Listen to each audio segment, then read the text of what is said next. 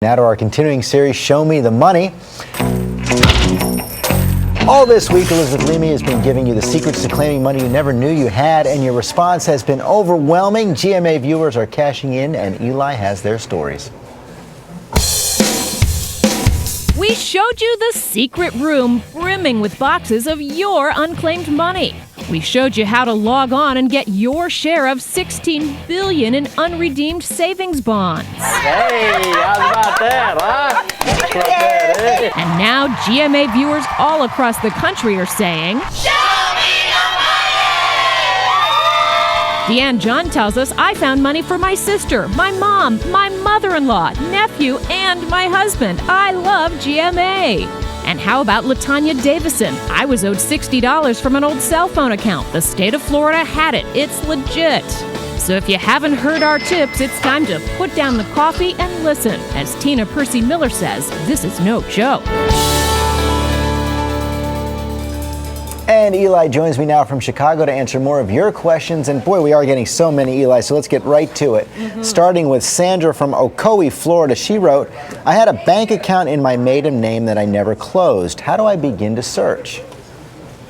Okay, well, the most basic search you can do is at a website run by the states called Unclaimed.org. There's a big map there. You just click on a state to search it. And she should search every single state where she has ever lived and the state where the bank is based, because sometimes the money goes there.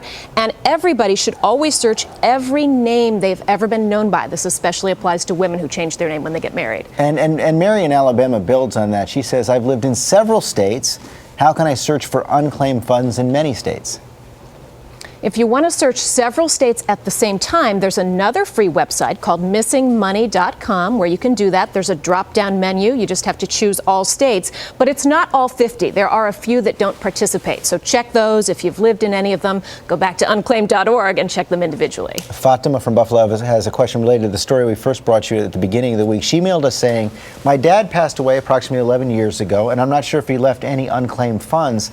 How do I go about finding funds he may have left?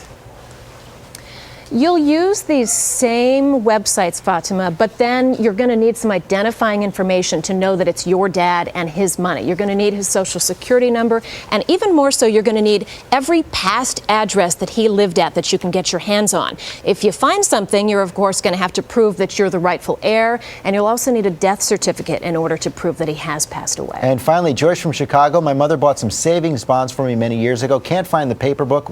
What can I do to locate these bonds? Is there a central location where I can find them?